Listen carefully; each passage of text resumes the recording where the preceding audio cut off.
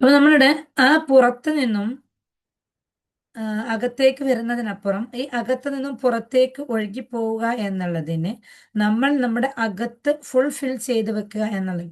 അപ്പൊ ഈ അകത്ത് ഫുൾഫിൽ ചെയ്ത് വെക്കുക എന്ന് പറഞ്ഞാൽ നമ്മൾ എന്നും ബോധേഡ് ആവുക, എന്നും ബോധത്തിലായിരിക്കുക. ഒരു മോമിനെ സംബന്ധിച്ചിടത്തോളം, ഒരു മുസ്ലിമിനെ സംബന്ധിച്ചിടത്തോളം നമ്മൾ എന്നും ബോധത്തിലായിരിക്കുക എന്നുള്ളതാണ്. പക്ഷെ നമ്മൾ അധിക സമയവും നമ്മുടെ ബോധം നഷ്ടപ്പെട്ടിട്ടാണ് നമ്മൾ ഓരോരുത്തരും ജീവിച്ചു പോയിക്കൊണ്ടിരിക്കുന്നത്. അങ്ങനെ നമ്മുടെ ബോധം നമ്മൾക്ക് നഷ്ടപ്പെട്ടു പോകുന്നത് കൊണ്ടാണ് നമ്മൾ എന്താവുകയാണെന്ന്, പുറത്തു നിന്നുള്ള സിറ്റുവേഷൻസ് അനുസരിച്ച്, പുറത്തു നിന്നുള്ള കാലാവസ്ഥകൾ അനുസരിച്ച്, പുറത്തു നിന്നുള്ള അനുഭവങ്ങൾ അനുസരിച്ച് നമ്മുടെ അകത്തേക്ക് മാറ്റം വരുന്നുള്ളത്. പുറത്തു നിന്നുള്ള കാലാവസ്ഥകൾ മാറുന്നതിനനുസരിച്ചിട്ട് നമ്മുടെ ആന്തരിക അവയവത്തിലേക്ക് മാറ്റം വരുന്നുണ്ടോ എങ്കിൽ നമ്മളുടെ അകം ഇപ്പോഴും റെഡി ആയിട്ടില്ല.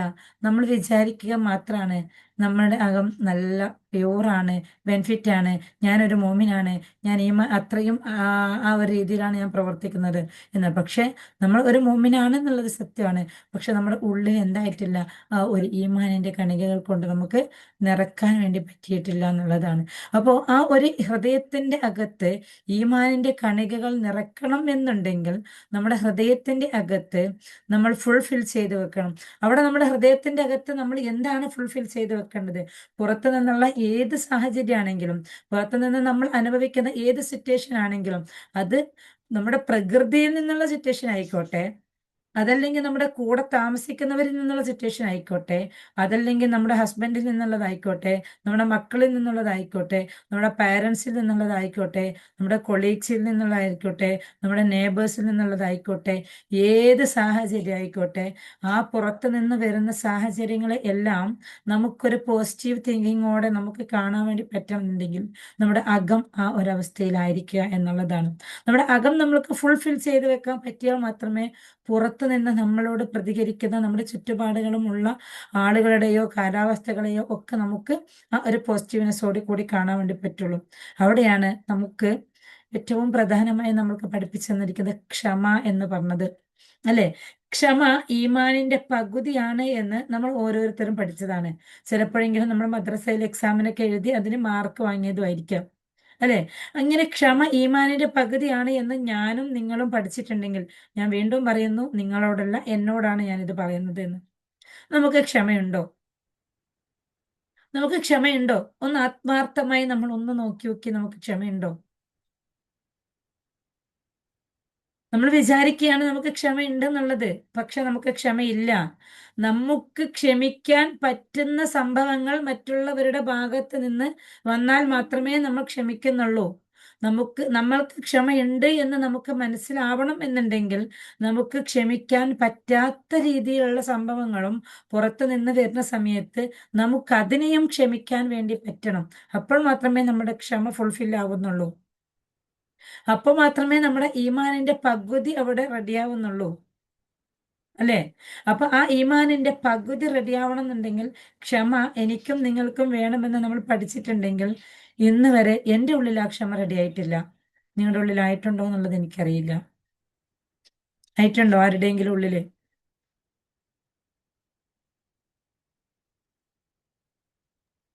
ഇല്ല. ആരില്ല ഇവിടെ? ജസ്റ്റ് ഒന്ന് ചാറ്റ് ബോക്സിൽ പറ, നിങ്ങളുടെ ആരുടെയെങ്കിലും ഉള്ളിൽ ക്ഷമ ഫുൾ ഇല്ല ഇല്ല ആയിട്ടുണ്ടോ? ഇല്ല അല്ലേ? ഇല്ല. യെസ്, കറക്റ്റ് ആണ്. അപ്പം നമ്മുടെ അകത്ത് ആ ക്ഷമ എന്ന് പറയുന്ന സംഭവം ഫുൾഫിൽ ആയിട്ടില്ല. അപ്പൊ നമ്മൾ ഇനി അതിന് വേണ്ടിയിട്ടായിരിക്കണം നമ്മൾ ഒരുപാട് ഏണിങ്സ് ഉണ്ടാക്കാൻ നോക്കുന്നുണ്ട്, അല്ലേ? നമ്മുടെ ജീവിതത്തില് നമുക്ക് പല സംഭവങ്ങൾക്കും നമുക്ക് ക്യാഷ് വേണം. ആ പൈസ ഉണ്ടാക്കാൻ വേണ്ടിയിട്ട് നമ്മൾ പല സംരംഭങ്ങളും നമ്മൾ നോക്കുന്നുണ്ട്, അല്ലേ? ഇപ്പൊ ഞാൻ തന്നെ ഇവിടെ അറിയാം, നിങ്ങൾക്ക് ഈ ഒരു സെഷൻ ഞാൻ ഫ്രീ ആയിട്ട് തരുന്നുണ്ടെങ്കിൽ ഇതിനിടയിൽ എത്ര പേരുടെ സെഷൻ ഞാൻ നിങ്ങളിലേക്ക് തരുന്നുണ്ട്, അല്ലേ?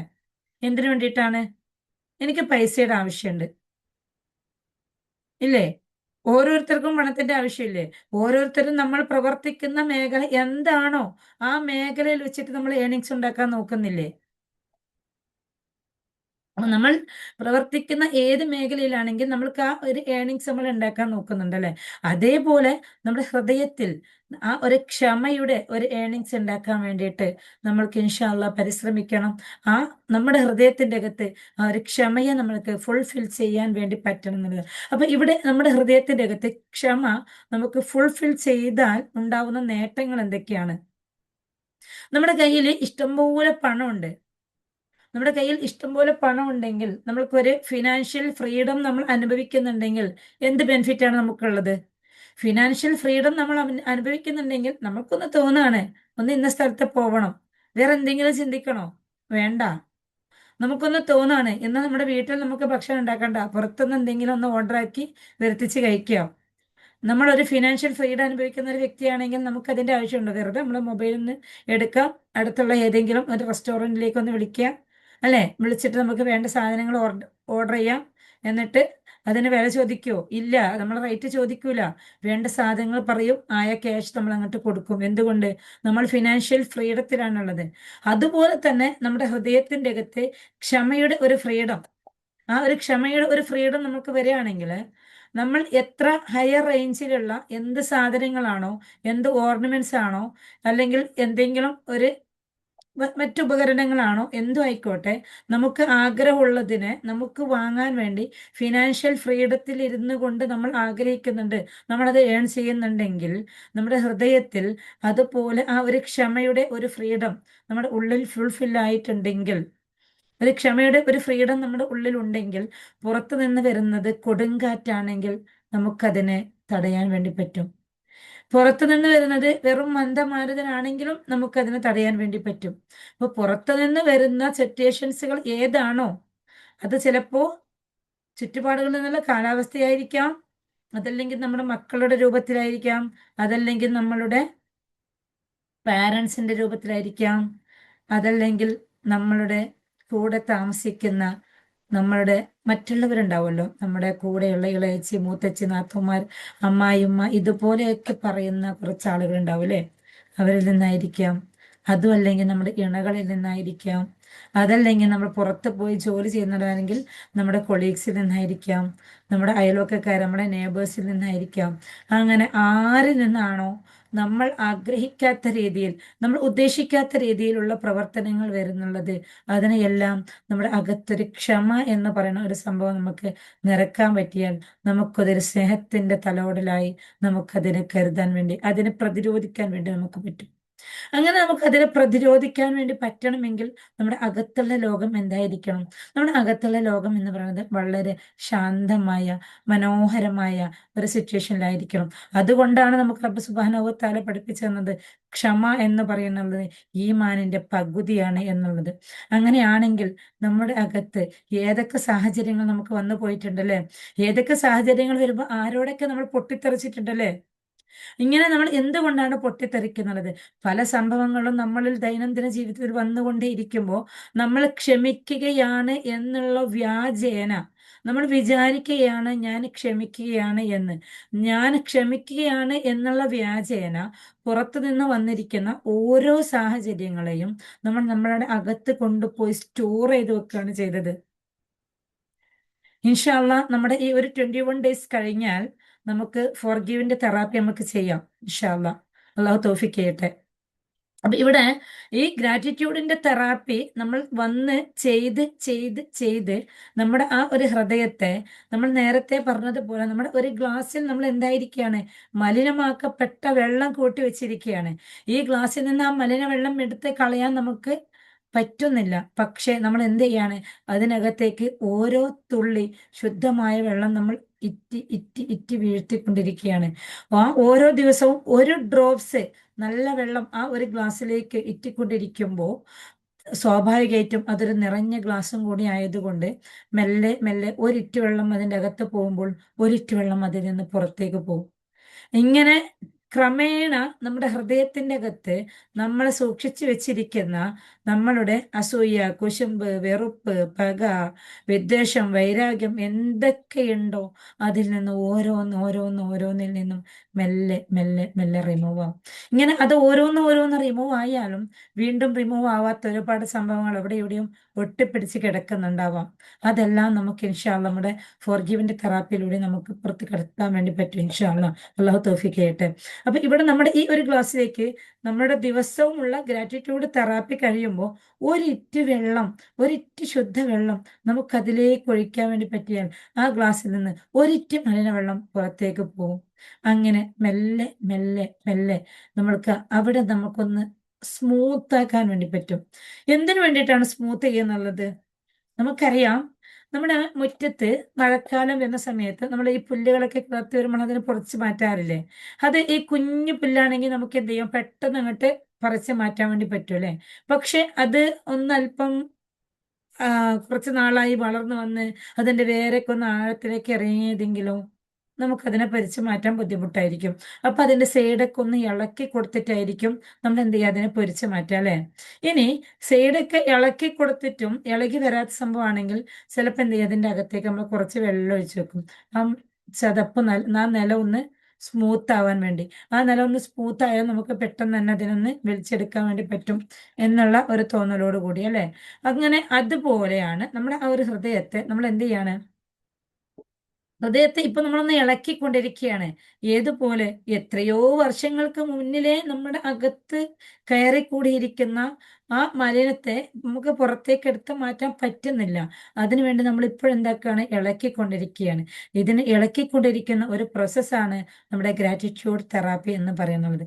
ഈ ഒരു ഗ്രാറ്റിറ്റ്യൂഡ് തെറാപ്പി ഇതിലേക്ക് വന്നിങ്ങനെ വന്ന് കിടക്കാൻ വേണ്ടി ഇങ്ങനെ നോക്കുമ്പോൾ നമ്മൾ എന്ത് ചെയ്യുന്നുണ്ട്, നമ്മുടെ ബോട്ടിലിൽ നമ്മൾ എന്തെങ്കിലും ഒരു സാധനം ഇട്ട് നമ്മളിങ്ങനെ ഷെയ്ക്ക് ചെയ്യൂലേ? നമ്മൾക്ക് ഇപ്പോൾ ഒരു ഉപ്പ് പൊട്ടിച്ചു, നമ്മുടെ പൊടിയുപ്പ് പൊട്ടിച്ചു, നമ്മുടെ ഉപ്പ് പാത്രത്തിലേക്ക് കുറച്ചങ്ങോട്ട് ഇട്ട് കഴിയുമ്പോഴത്തേക്ക് തന്നെ ബോട്ടിൽ ഫുൾഫിൽ ആവും. അപ്പൊ നമ്മൾ എന്ത് ചെയ്യാണ്, കുറേ ഭാഗം ഇനിയും നമ്മുടെ കവറിൽ ബാക്കി കിടക്കുന്നുണ്ട്. ഒന്ന് ബോട്ടിൽ ഒന്ന് ഷെയ്ക്ക് ചെയ്യാണ് അല്ലെ? ഷെയ്ക്ക് ചെയ്യുന്ന സമയത്ത് എന്ത് ചെയ്യും, വീണ്ടും കുറച്ച് സ്ഥലം കൂടി കിട്ടും. എന്നിട്ട് വീണ്ടും ഒന്ന് ഷെയ്ക്ക് ചെയ്യാണ്, അപ്പൊ കുറച്ച് സ്ഥലം, അങ്ങനെ മാക്സിമം എന്ത് ചെയ്യും, അതിലേക്ക് അങ്ങോട്ട് നിറക്കാൻ വേണ്ടി പറ്റും. അതുപോലെ നമ്മുടെ ഹൃദയത്തിലേക്ക് ഇപ്പൊ എന്ത് ചെയ്യാണ്, പുറത്തു നിന്നുള്ള ആ ഗ്രാറ്റിറ്റ്യൂഡിനെയൊക്കെ നമ്മൾ ഷെയ്ക്ക് ചെയ്ത് അതിലേക്ക് ഇങ്ങനെ നിറച്ചുകൊണ്ടിരിക്കുകയാണ്. അങ്ങനെ ഷെയ്ക്ക് ചെയ്ത് നിറക്കുമ്പോഴും അവിടെ എവിടെയും അള്ളിപ്പിടിച്ചിരിക്കുന്ന ചില സംഭവങ്ങളൊക്കെ ഉണ്ടാവും. ഇൻഷാ അള്ളാ നമുക്കതിനെല്ലാം പുറത്തേക്ക് എടുത്ത് മാറ്റാൻ വേണ്ടി പറ്റട്ടെ. അപ്പൊ നമുക്ക് ഇപ്പൊ ചെയ്യാനുള്ളത്, ഓരോ ദിവസവും നമ്മുടെ ഈ ഒരു ഗ്രാറ്റിറ്റ്യൂഡ് തെറാപ്പി, ആ ഗ്രാറ്റിറ്റ്യൂഡ് തെറാപ്പിയെ ഡിഫറെന്റ് രീതിയിൽ നിങ്ങൾക്ക് നിങ്ങളുടെ ശരീരത്തിന്റെ ഓരോ അവയവങ്ങൾ വെച്ചിട്ടായിരിക്കാം നിങ്ങൾ ഓരോ ദിവസവും ഗ്രാറ്റിറ്റ്യൂഡ് എഴുതേണ്ടത്. അതല്ലെങ്കിൽ പുറത്തു നിന്നുള്ള എന്തെങ്കിലും സംഭവം വെച്ചിട്ടായിരിക്കാം. ഒന്നിനെ കുറിച്ചിട്ട് തന്നെ നിങ്ങൾക്ക് ഇതിൽ വഴകി ജോയിൻ ചെയ്തവരുണ്ടാവാം, മുമ്പേ നമ്മുടെ ക്ലാസ്സിലുള്ളവരുണ്ടാവാം, നമ്മുടെ റെക്കോർഡ് പുതുതായി ജോയിൻ ചെയ്ത് കേൾക്കണവരുണ്ടാവാം. അവർക്ക് വേണ്ടി ജസ്റ്റ് ഒരു റീക്യാപ്പ്. നമ്മുടെ ഒരു ഗ്രാറ്റിറ്റ്യൂഡ് എഴുതുക എന്ന് പറഞ്ഞാൽ ഫസ്റ്റ് വൺ നമ്മുടെ ഒരു കണ്ണിന് വെച്ചിട്ട് നമ്മൾ ഒരു ഗ്രാറ്റിറ്റ്യൂഡ് എഴുതാന്ന് നോക്കാം. നമ്മുടെ കണ്ണുകൊണ്ട് നമ്മൾ എത്രയോ വസ്തുക്കൾ കാണുന്നുണ്ട് അല്ലെ? നമ്മുടെ കണ്ണുകൾ കൊണ്ട് നമ്മൾ കാണുന്നുണ്ടെങ്കിൽ എവിടെ നിന്നാണ് നമ്മുടെ കണ്ണുകൾ കൊണ്ട് കാണുന്ന പ്രോസസ്സ് നടക്കുന്നുള്ളത്? നമ്മുടെ കണ്ണുകൾ കൊണ്ട് കാണുന്ന പ്രോസസ്സ്, നമ്മുടെ കണ്ണെവിടെയാണെങ്കിൽ ആ കാണുന്ന പ്രോസസ്സ് നടക്കുന്നുള്ളത് നമ്മുടെ തലയുടെ ബാക്ക് ഭാഗത്ത് നിന്നും അതിൻ്റെ അകത്തുള്ള ആ ബ്രെയിനുള്ള ഒരു ഭാഗത്തുമായിട്ടാണ്. നമ്മൾ ഇവിടെ നിന്ന് കാണുന്ന സാധനത്തെ ബ്രെയിനിന്റെ ആ പിറകുവശത്തേക്ക് എത്തിച്ച് അത് എന്നതാണ് തിരിച്ചറിഞ്ഞതിന് ശേഷമാണ് നമുക്കത് ഇന്നതാണ് നമുക്കത് മനസ്സിലാക്കാൻ വേണ്ടി പറ്റുന്നുള്ളത്. അതല്ലെങ്കിൽ ഇവിടെ സ്ക്രീനിൽ ഇപ്പൊ നിങ്ങൾക്ക് എന്തൊക്കെ കാണുന്നുണ്ട്? എന്റെ സ്പെക്സ് കാണുന്നുണ്ട്. എന്റെ സ്പെക്സിന്റെ ഗ്ലാസ്സിന് വേറെ കളറാണ്, സ്പെക്സിന്റെ പ്രൈമിന് വേറെ കളറാണ്, എന്റെ ഷോളിന് വേറെ കളറാണ്, എന്റെ കോട്ടിന് വേറെ കളറാണ്, എന്റെ കോട്ടിന്റെ ബട്ടൺക്ക് വേറെ കളറാണ്, ഞാൻ വെച്ച ബാക്ക്ഗ്രൗണ്ടിൽ എന്തൊക്കെയുണ്ട്, ഇതെല്ലാം നിങ്ങൾക്ക് ഡിഫറെന്റ് കാണാൻ വേണ്ടി പറ്റുന്നുണ്ട് അല്ലേ? ഇങ്ങനെ ഒറ്റ സെക്കൻഡുകൾ കൊണ്ട് നമ്മുടെ ആ കണ്ണിലൂടെ കാണുന്ന ആ ഒരു സംഭവങ്ങളെ എല്ലാം നമ്മൾക്ക് ഡിഫറെന്റ് ആയിട്ട് കാണാൻ വേണ്ടി പറ്റുന്നുണ്ടെങ്കിൽ, നമ്മൾ ഇത് എഴുതുകയാണെങ്കിൽ നമുക്ക് ഒറ്റ സെക്കൻഡ് ഉപയോഗിച്ച് എഴുതാൻ വേണ്ടി പറ്റില്ല. പറയുകയാണെങ്കിൽ നമുക്ക് ഇത് ഒറ്റ സെക്കൻഡ് ഉപയോഗിച്ച് നമുക്ക് പറയാൻ വേണ്ടി പറ്റില്ല. അപ്പൊ ആ ഒരു എഴുത്തിലും ഒരു വായനയിലും നമുക്ക് നമ്മളുടെ കണ്ണുകൊണ്ട് കാണുന്ന ഇത്രയും സംഭവങ്ങളെ ഒരു സെക്കൻഡ് കൊണ്ട് നമുക്ക് പറയാനോ എഴുതാനോ നമുക്ക് പറ്റില്ല. പക്ഷെ ഒറ്റ സെക്കൻഡ് കൊണ്ട്, ഒരു സെക്കൻഡ് പോലും ആവാതെ ഈ സ്ക്രീൻ ഒന്ന് നിങ്ങൾ എല്ലാവരും നോക്കി നോക്കൂ. ഈ സ്ക്രീനിൽ നോക്കുന്ന സമയത്ത് നിങ്ങൾക്ക് എന്തൊക്കെ അവിടെ കാണാൻ വേണ്ടി പറ്റുന്നുണ്ടെന്നുള്ളത്. അപ്പോൾ അത്രമാത്രം റബ്ബ് സുബ്ഹാനഹു വ തആല നമ്മളുടെ കണ്ണിനെ പ്രവർത്തിപ്പിക്കുന്നുണ്ടെങ്കിൽ അതിന് നമ്മൾക്ക് കൊടുക്കുന്ന ഗ്രാറ്റിറ്റ്യൂഡ്, നാം ഇതുവരെ പറഞ്ഞ ഗ്രാറ്റിറ്റ്യൂഡ് അതിന് 1% പോലും ആവോ? ഈ ഒറ്റ ഒരു കണ്ണെടുത്ത് ആ കണ്ണുകൊണ്ട് ഒരു സെക്കൻഡിൽ നമ്മൾ കണ്ട ഒരു സെക്കൻഡിന്റെയും പോയിന്റ് വെച്ച് നമ്മൾ നോക്കിയാൽ അതിൽ നമ്മൾ കണ്ടതിന് നമ്മൾ കൊടുക്കുന്നതാവുമോ നമ്മുടെ ഗ്രാറ്റിറ്റ്യൂഡ്? ഈ ജീവിതം മുഴുവനും നമ്മൾ ജീവിച്ചു തീർത്താലും ആവില്ല എന്നുള്ളതാണ്, അല്ലേ? ഈ ജീവിതം മുഴുവനും നമ്മൾ ജീവിച്ചു തീർത്താലും അള്ളാഹു സുബ്ഹാനഹു വ തആല നമുക്ക് ഇവിടെ കാണിച്ചു തന്നിരിക്കുന്നതിനുള്ള ആ ഒരു ഗ്രാറ്റിറ്റ്യൂഡ് ആവില്ല എന്നുള്ളതാണ്. ഇനി നമ്മുടെ കണ്ണിനെ റബ്ബ് സുബ്ഹാനഹു വ തആല ഏത് വിധത്തിലാണ് പ്രൊട്ടക്ട് ചെയ്യുന്നുള്ളത്? നമ്മുടെ കണ്ണ് ഡ്രൈ ആവാൻ പാടില്ല. നമ്മുടെ കണ്ണ് എന്താവുകയാണ്? എന്നും കണ്ണ് ഒരു നനവിലിരിക്കുകയാണ്. നമ്മുടെ കണ്ണ് ഫുൾ ടൈം അങ്ങോട്ട് ഓപ്പൺ ആയിരുന്നാൽ കണ്ണ് ഡ്രൈ ആയി പോകും. അതുകൊണ്ട് നമ്മുടെ കണ്ണ് എന്താവാണ്? ഇടക്കിടക്ക് അടഞ്ഞുകൊണ്ടും തുറഞ്ഞുകൊണ്ടും ഇരിക്കുകയാണ്. ഇനി നമ്മുടെ ആ കണ്ണ് അടയണമെന്നുണ്ടെങ്കിൽ നമ്മൾക്ക് പുറത്തു നിന്ന് വരുന്ന ഒരു കൊടുങ്കാറ്റോ അതല്ലെങ്കിൽ നല്ല പൊടിക്കാറ്റോ വരികയാണ്. ആ കാറ്റങ്ങട്ട് നമ്മുടെ കണ്ണിൽ തട്ടിപ്പോയാൽ നമ്മുടെ കണ്ണിന് അപകടം വരും. അതുകൊണ്ട് ആ സെക്കൻഡുകൾക്കുള്ളിൽ നമ്മുടെ കണ്ണിന്റെ ആ 2 പോളകളും അടയുകയാണ്. നമുക്കറിയുന്നുണ്ടോ? ആ പ്രവർത്തനം നമ്മളാണോ ചെയ്യുന്നുള്ളത്? അല്ല. നമ്മൾ പുറത്തു നിന്ന് എന്തെങ്കിലും അപകടം ഉണ്ടാവും, അതല്ലെങ്കിൽ പുറത്തൊരു മഴ പെയ്യും എന്ന് വരുന്ന സമയത്ത് നമ്മളുടെ പുറത്ത് ഉണങ്ങാനിട്ട തുണി ആയിക്കോട്ടെ, കത്തിക്കാൻ വെച്ച വിറകായിക്കോട്ടെ, ഇപ്പൊ വിറകിനെ പറയുമ്പോൾ പെട്ടെന്ന് എല്ലാവർക്കും കത്തുമല്ലോ അല്ലേ, ഗ്യാസിനൊക്കെ കിട്ടാത്ത ബുദ്ധിമുട്ടായതുകൊണ്ട്. അപ്പോൾ നമ്മുടെ പുറത്ത് വെച്ച വിറകായിക്കോട്ടെ പെട്ടെന്ന് നമ്മുടെ മൈൻഡിലേക്ക് വരികയും ഓടിപ്പോയി നമ്മൾ ഒന്നുകിൽ അതിനെ എടുത്തകത്ത് മാറ്റി വെക്കും. എടുത്തകത്ത് മാറ്റി വെക്കാൻ പറ്റാത്ത സാധനമെങ്കിൽ ഒരു പ്ലാസ്റ്റിക് ഷീറ്റ് ഇട്ട് അതിനെ മൂടി വെക്കും, അല്ലേ? അതുപോലെ നമ്മുടെ കണ്ണിനെ എടുത്ത് മാറ്റാൻ പറ്റാത്തത് കൊണ്ട് അള്ളാഹു സുബ്ഹാനഹു വ തആല അവിടെ ഷീറ്റ് ഇട്ട് മൂടുകയാണ്. ഒരു കാറ്റടിക്കുമ്പോൾ, ഒരു പൊടി വരുമ്പോൾ, അങ്ങനെ എന്തെങ്കിലും ഒരു സിറ്റുവേഷൻസ് വരുമ്പോൾ, അല്ലേ? അപ്പൊ ഇതൊന്നും നമ്മളുടെ കൺട്രോളിലല്ല. ഞാൻ വിചാരിക്കുകയാണ് ഞാൻ എൻ്റെ കൺട്രോളിലാണ് എന്ന്. പക്ഷെ എൻ്റെ ഒരു കണ്ണടിയൽ പോലും എൻ്റെ കൺട്രോളിലല്ല. എൻ്റെ ഒരു കണ്ണടിയൽ പോലും എൻ്റെ കൺട്രോളിലല്ല. ഇനി എൻ്റെ കണ്ണിന് ഈ ഒരു അടയാൻ ഒരു കൺപോള മാത്രം പോരെ? അതിനെന്തിനാണ് അള്ളാഹു സുബ്ഹാനഹു വ തആല കണ്ണിന് പീലി തന്നത്? മറ്റുള്ളവർ നമ്മളെ കാണുന്ന സമയത്ത് അല്പം മൊഞ്ചുണ്ടാവണം, അല്ലേ? അല്പം ഭംഗി ഉണ്ടാവണം, അല്ലേ? ആ ഒരു ഭംഗിക്ക് വേണ്ടിയിട്ടാണ് നമുക്ക് ആ കണ്ണിന് പീലി തന്നത്.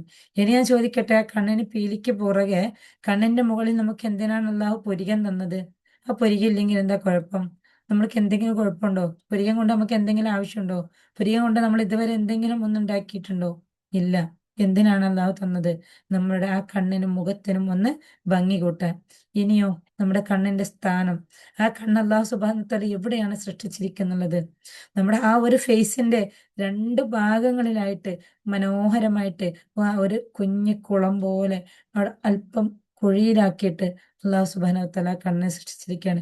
എന്തിനാണ് ആ കണ്ണിനെ അല്പം അങ്ങോട്ട് ഇറക്കി വെച്ച് ചെറിയൊരു കുഴി ഉണ്ടാക്കിയിട്ട് അള്ളാഹു സൃഷ്ടിച്ചു വെച്ചത്?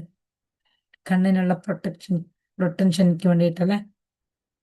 ഇങ്ങനെ ഒരു കണ്ണെടുത്ത് നോക്കിയാൽ നിങ്ങളുടെ ദിവസത്തിൽ 33 ഗ്രാറ്റിറ്റ്യൂഡ് എഴുതാൻ പറയുമ്പോൾ എവിടെ നിന്നാണ് എനിക്ക് 33 എഴുതാൻ വേണ്ടി പറ്റുക എന്ന് നോക്കുന്ന നമുക്ക് 33 അല്ല 33,000 നമുക്ക് എഴുതാൻ വേണ്ടി, അല്ലെങ്കിൽ അതിലും കൂടുതൽ എഴുതാൻ നമ്മൾ ഒരൊറ്റ കണ്ണ് വെച്ച് നമുക്ക് കിട്ടുന്നുള്ളതാണ്. എന്നിട്ടോ അള്ളാഹു തന്ന ആ മനോഹരമാക്കിയ കണ്ണിനെ നമ്മൾ കൺമഷി ഇട്ടുകൊണ്ടും പുരികത്തിന് ഐബ്രോ വരച്ചുകൊണ്ടും അതിനെ നമ്മൾ വികൃതമാക്കാൻ, മുഞ്ചുകൂട്ടി വികൃതമാക്കാൻ നമ്മൾ നോക്കുകയാണ്, അല്ലേ? അത് വേറൊരു വശമാണ്, എന്നാലും ജസ്റ്റ് ഒന്ന് സൂചിപ്പിച്ചത് മാത്രം. അപ്പൊ അള്ളാഹു സുബ്ഹാനഹു വ തആല നമുക്ക് നൽകിയിരിക്കുന്ന അനുഗ്രഹത്തിലെ ഏറ്റവും പ്രധാനപ്പെട്ട ഒരവയവമായ കണ്ണ്. ഏത് അവയവമാണ് പ്രധാനമല്ലാത്തത്? അപ്പൊ ഇൻഷാ അള്ളാ ഒരൊറ്റ കണ്ണിന് വെച്ചിട്ട് നാളെ എല്ലാവരും, മുൻകൂട്ടി എഴുതിയവരായിക്കോട്ടെ എഴുതാത്തവരായിക്കോട്ടെ, നാളെ നിങ്ങൾ എല്ലാവരും ഒറ്റ മറ്റതിനെ കുറിച്ചിട്ട് മാത്രം, കണ്ണിനെ കുറിച്ചിട്ടുള്ളത് മാത്രമായിരിക്കണം നാളത്തെ ഗ്രാറ്റിറ്റ്യൂഡിന്റെ പുസ്തകത്തിൽ നിങ്ങൾ എഴുതേണ്ടത്. നാളെ ഞായറാഴ്ചയാണ്, നാളെ ക്ലാസ് ഉണ്ടാവില്ല, പക്ഷെ ക്ലാസ് ഇവിടെ ഉണ്ടാവില്ല എന്ന് മാത്രമാണ്. നിങ്ങളുടെ തെറാപ്പി മുടങ്ങരുത്. നിങ്ങൾ ഇന്ന് എഴുതി വെക്കണം. എഴുതി വെച്ച പോയിന്റ് നാളെ നോക്കണം. ഞാൻ എങ്ങനെയാണോ നിങ്ങളെ കൊണ്ട് തെറാപ്പി ചെയ്യിപ്പിച്ചത് അതുപോലെ നിങ്ങൾക്ക് ചെയ്യാൻ പറ്റിയിട്ടില്ലെങ്കിൽ കുഴപ്പമില്ല. പക്ഷെ നിങ്ങൾ ആ ഇന്ന് എഴുതി വെച്ച പോയിന്റ്സിനെ നാളെ രാവിലെ സുബഹി നിസ്കാരം കഴിഞ്ഞ് ഒന്ന് ജസ്റ്റ് ഒരു 5 മിനിറ്റ് ഇരുന്ന് ആ പോയിന്റുകളെല്ലാം ഒന്ന് വായിച്ച്, ഓരോ പോയിന്റുകളും വായിച്ച് ആത്മാർത്ഥമായി ഒരു ഗ്രാറ്റിറ്റ്യൂഡ് പറയണം. സ്റ്റോപ്പ് ചെയ്യരുത്. നമ്മൾ ലീവാണെന്ന് പറഞ്ഞാൽ നമ്മൾ ഭക്ഷണത്തിന് സ്റ്റോപ്പ് ചെയ്യാറില്ലല്ലോ, ഉണ്ടോ? നമ്മൾ ഇന്ന് ഹർത്താലാന്ന് പറഞ്ഞാൽ നമ്മൾ ഭക്ഷണത്തിന് സ്റ്റോപ്പ് ചെയ്യാറുണ്ടോ? ഇല്ലല്ലോ. അപ്പോൾ അതുപോലെ നാളെ നമ്മുടെ ക്ലാസ് ഇവിടെ മാത്രമേ ലീവുള്ളൂ.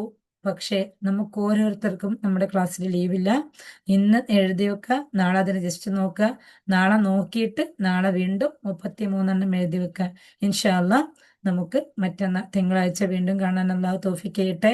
നിങ്ങളുടെ ഫീഡ്ബാക്ക് ഡിസ്കഷൻ ഗ്രൂപ്പിൽ അറിയിക്കണമെന്ന് വീണ്ടും വീണ്ടും ഓർപ്പിക്കുകയാണ്. ഞാൻ ചോദിക്കുകയാണ്, എന്താണ് നിങ്ങൾക്ക് ഫീഡ്ബാക്ക് ഇടാൻ ഇത്രയും മടി? ഓരോ ദിവസവും നിങ്ങൾക്ക് കിട്ടിയത് എന്താണെന്നുള്ളത് എന്തുകൊണ്ട് നിങ്ങൾക്ക് ഒരു 2 മിനിറ്റ് എങ്കിലും എടുത്ത് അവിടെ ഒരു ഫീഡ്ബാക്ക് അറിയിച്ചുകൂടാ? പറ്റൂലേ നിങ്ങൾക്ക്? ഇൻഷാ അല്ലാ പറ്റണം. നിങ്ങളുടെ ഫീഡ്ബാക്കാണ് ഓരോരുത്തർക്കും ഉള്ള ഗ്രോത്തിനുള്ള വാല്യൂ. ഇൻഷാ അല്ലാ അതിലപ്പുറം ഞാൻ പറയുന്നത് നിങ്ങളുടെ ലൈഫിലേക്ക് എത്തുന്നുണ്ടോ, നിങ്ങൾക്കത് ഉപകാരപ്പെടുത്തുന്നുണ്ടോ, നിങ്ങളിലേക്ക് അത് ഉപകാരപ്പെടുന്നുണ്ടോ എന്നുകൂടി അറിയണമെന്നുണ്ടെങ്കിൽ നിങ്ങളുടെ ഫീഡ്ബാക്കാണ്. അതുകൊണ്ടാണ് ഞാൻ നിരന്തരം നിങ്ങളുടെ ഫീഡ്ബാക്കിനെ ചോദിച്ചു കൊണ്ടിരിക്കുന്നുള്ളത്. അല്ലാതെ എനിക്കുറപ്പാണ് അൽഹംദുലില്ലാ ഞാൻ എന്നെ കൊണ്ട് പറ്റുന്ന നല്ല രീതിയിൽ ക്ലാസ് എടുക്കുന്നുണ്ടെന്നുള്ളത്. പക്ഷെ നിങ്ങൾക്കത് അതേ രീതിയിൽ എത്തുന്നുണ്ടോ എന്നുള്ളത് എനിക്കറിയില്ലല്ലോ. അപ്പൊ അതിനും കൂടി നിങ്ങളുടെ ഫീഡ്ബാക്ക് ആവശ്യമാണ്. അതിലപ്പുറം നമ്മുടെ ഗ്രൂപ്പിലുള്ള നിങ്ങൾ തരുന്ന ഫീഡ്ബാക്കുകൾ പറ്റിയ ഫീഡ്ബാക്സ് ഒക്കെ ഞാൻ മെയിൻ ഗ്രൂപ്പിലേക്ക് ഫോർവേഡ് ചെയ്യുന്നുണ്ട്. അതുകൊണ്ട് കൂടുതലും ഫോർവേഡ് ചെയ്യാൻ പറ്റുന്ന രീതിയിലുള്ള ഫീഡ്ബാക്ക് തന്നെ, അതിന് വോയിസിലായാലും കുഴപ്പമില്ല, ടൈപ്പിങ്ങിനായാലും കുഴപ്പമില്ല. നിങ്ങൾക്ക് എങ്ങനെയാണോ ഇഷ്ടം അതുപോലെ മെയിൻ ഗ്രൂപ്പിലേക്ക് അയച്ചു കൊടുക്കാൻ പറ്റുന്ന രീതിയിലുള്ള ഫോർവേഡ് മെസ്സേജുകൾ അയച്ചു തരാം. നിങ്ങളിപ്പോൾ ഏതെങ്കിലും ഒരു ഫോർവേഡ് കണ്ടിട്ടായിരിക്കാം എൻ്റെ ഈ ക്ലാസ്സിലേക്ക് അല്ലെങ്കിലും ഇത്തരത്തിലുള്ള ഏതെങ്കിലും ഒരു ക്ലാസ്സിലേക്ക് വന്നിരിക്കുക, അല്ലേ? അപ്പൊ അതുപോലെ നിങ്ങളുടെ ഒരു മെസ്സേജ് മറ്റുള്ളവർക്കുള്ള ഒരു മുതൽക്കൂട്ടായി മാറട്ടെ. ഇൻഷാ അല്ലാ. അസ്സലാമു അലൈക്കും വറഹ്മത്തുള്ളാഹി വബറകാതുഹു.